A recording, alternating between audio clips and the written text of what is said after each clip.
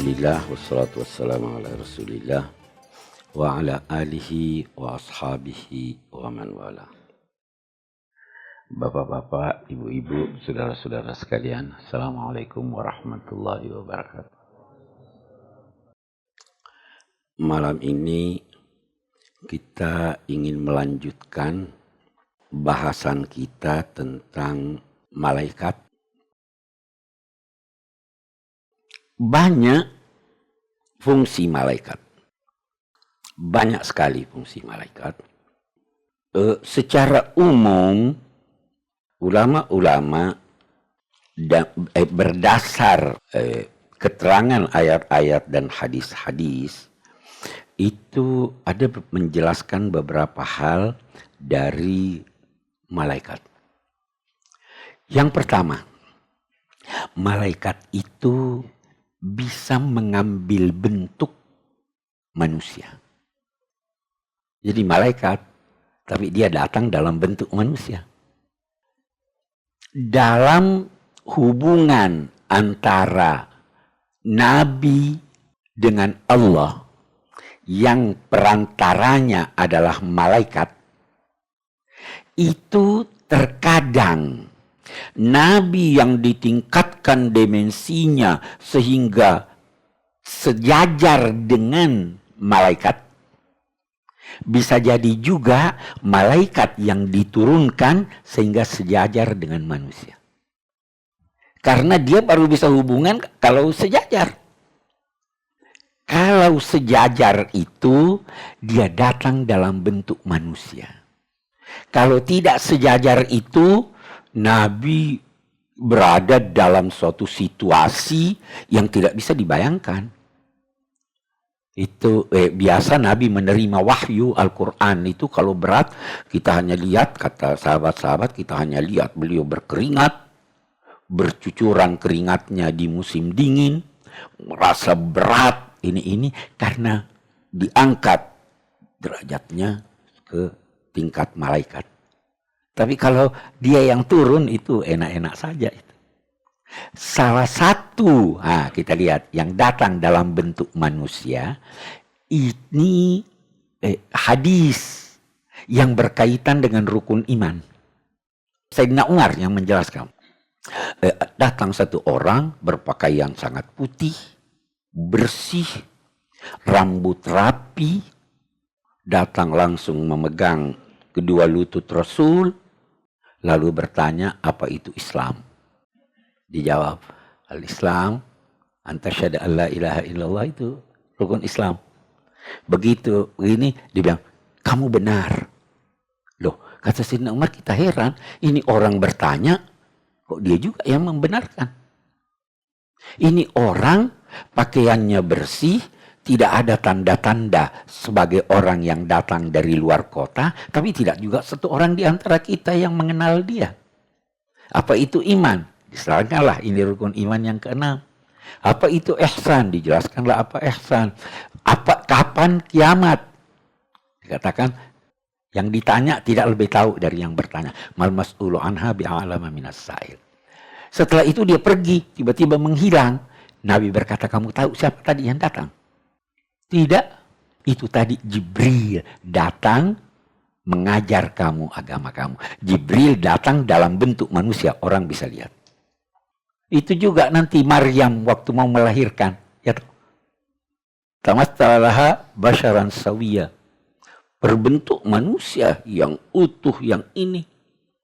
Bukan sosok aslinya yang datang. Karena kalau sosok aslinya yang datang kita tidak bisa lihat. Ya kan? Oke. Jadi dia bisa berbentuk itu jelas, itu Anda wajib percaya karena ada di Quran. Ya kan? Berbentuk dengan bentuk manusia. Dan malaikat itu bertolak belakang dengan setan. Kalau setan dilukiskan sangat buruk, maka malaikat dilukiskan sangat indah.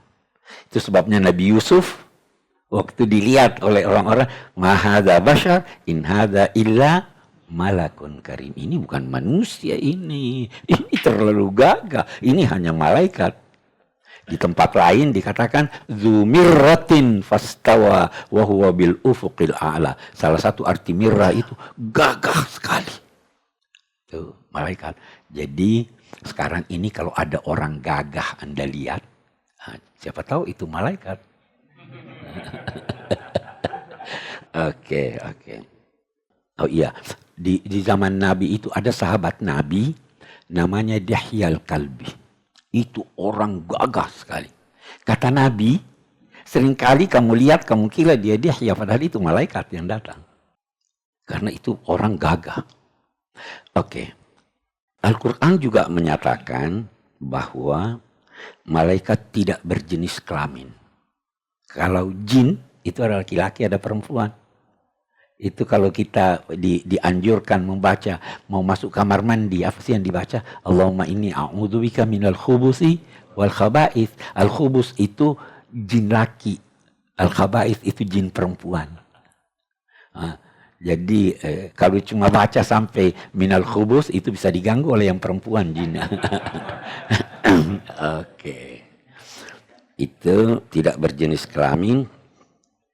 Itu juga jelas sekali tidak makan dan tidak minum. Nabi Ibrahim didatangi oleh malaikat-malaikat. Nabi Ibrahim punya sifat yang sangat ingin menghormati tamu. Dia faragha ila ahlihi faja'a bi ajlin samin. Dia sembunyi-sembunyi dari anunya itu, baru dia masuk ke dalam, siapkan makanan, baru dia sodorkan makanan itu. Waktu disodorkan, dia lihat ini kok tamu-tamunya enggak makan nih. Dia curiga, kenapa enggak makan? Ternyata kemudian dia ketahui bahwa itu malaikat. Jadi malaikat itu tidak makan dan tidak minum. Itu harus Anda percaya. Malaikat tidak jemu beribadah. Hanya saja sebahagian malaikat itu ibadahnya hanya satu macam. Ada yang kerjanya cuma ruku saja. Ada yang kerjanya cuma sujud saja. Ada yang kerjanya cuma tasbih saja. Tidak jemu-jemunya. Nah, itu juga dijelaskan di dalam Al-Quran. Nah, ada cabang dari ini yang dikemukakan oleh sementara ulama. Dia katakan begini, kalau begitu malaikat itu tidak punya inisiatif. Tidak punya inisiatif. Kerjanya cuma satu. La ya'sawnallaha ma'amarahum wa yaf'aluna ma yu'marun. Mereka itu tidak mendurhakai Allah dan mereka melakukan apa yang diperintah Allah. Jadi yang dari akalnya saya tidak dapat perintah. Sama komputer sudah diprogram, pencet ini keluar itu, pencet ini keluar itu. Nah, tapi ini pendapat tidak ada di Quran, itu penafsiran. Anda mau percaya begitu silahkan, tidak percaya begitu silahkan. Dan itu sebabnya kata ulama-ulama antara lain Syekh Rashid Ridha, itu sebabnya bukan malaikat yang ditugaskan untuk menjadi khalifah di bumi. Kalau malaikat ditugaskan jadi khalifah, tidak ada teknologi, tidak ada perkawinan antar buah. Itu inisiatif manusia. Tidak ada yang salah, semua benar. Tetapi statis dunia Allah tidak mau itu. Itu sebabnya nanti di surat Al-Baqarah, ataj'alu fiha man yufsidu fiha wa yasfiku dima wa nahnu nusabbihu bihamdika wa nuqaddisu lak. Apa jawaban Allah? Inni a'lamu ma la ta'lamun. Dia tidak bantah. Dia tidak berkata tidak. Memang ada yang salah, ada yang menumpahkan darah, ada yang bertengkar, ada yang berkelahi. Memang itu. Saya tahu apa yang kamu tidak tahu.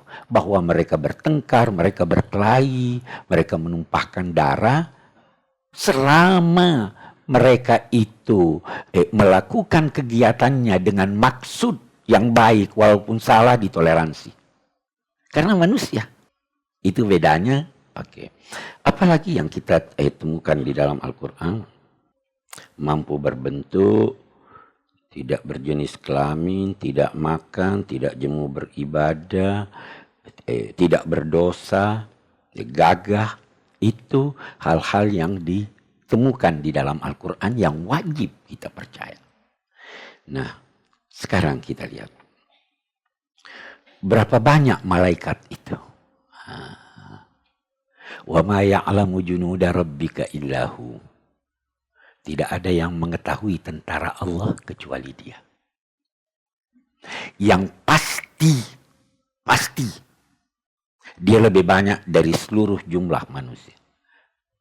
Itu pasti. Ya kan? Kenapa? Kita lihat dulu. Paling tidak setiap manusia ada 2 malaikat.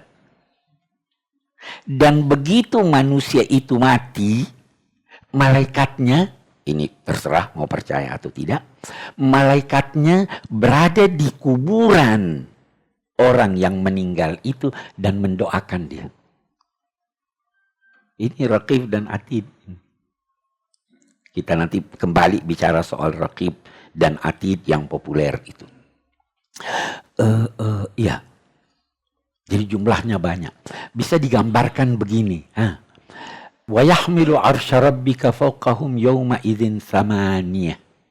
Samaniyah 8. Apa artinya 8 ini? 8 miliar. Kita tidak tahu. 8 malaikat. Kita tidak tahu. Di dalam hadis ada dikatakan bahwa setiap hari berkeliling di arsy Tuhan itu 70.000 malaikat setiap hari, dan yang sudah tawaf sekali tidak lagi tawaf sesudahnya. Banyaknya ini. Itu jadi malaikat terlalu banyak sekali. Kita ingin melihat lebih jauh di dalam Al-Quran. Ada beberapa yang disebut. Tapi sebelum sampai ke sana, mari kita lihat bagaimana hubungan malaikat dengan manusia. Itu ada dijelaskan, dia punya hubungan dengan kita. Yang pertama dulu, kita mau lihat asal-usul manusia Adam. Iya.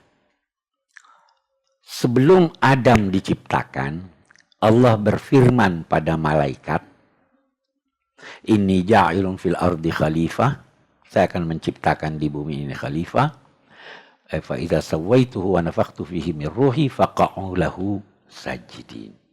Kalau saya sudah sempurnakan ciptaannya dan sudah muncul dia, maka sujudlah kepada Adam.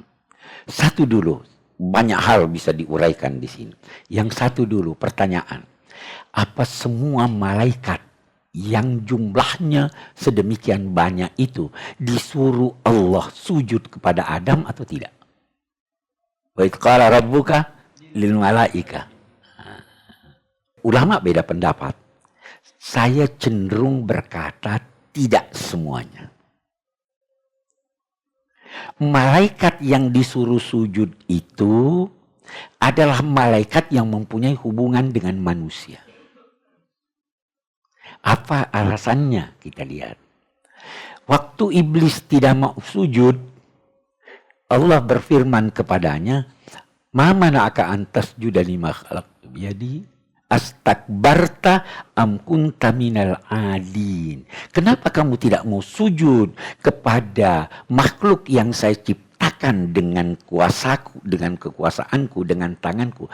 Apa kamu angkuh atau kamu termasuk kelompok elit? Apa itu artinya? Ada 2 alasan yang bisa menjadi sebab iblis tidak mau sujud. Yang pertama, istakbarta. Karena kamu angkuh. Kalau kamu angkuh, kamu dosa. Am kunta minal alin. Atau kamu termasuk malaikat-malaikat yang mempunyai kedudukan yang tinggi. Itu artinya, memang itu tidak disuruh sujud. Hanya malaikat yang punya hubungan dengan manusia, itu yang disuruh sujud. Itu yang disuruh kamu harus kenal makhluk ini. Jangan duga ya, hanya manusia di alam raya ini. Terlalu banyak, kita ini cuma status. Masa semua malaikat yang sekian banyak disuruh sujud? Hanya malaikat-malaikat ini yang punya hubungan nanti dengan manusia. Oh, ini yang atur rezekinya, ini yang atur kematiannya, ini yang itu yang disuruh sujud. Yang lainnya udah deh, kamu urusanmu lain.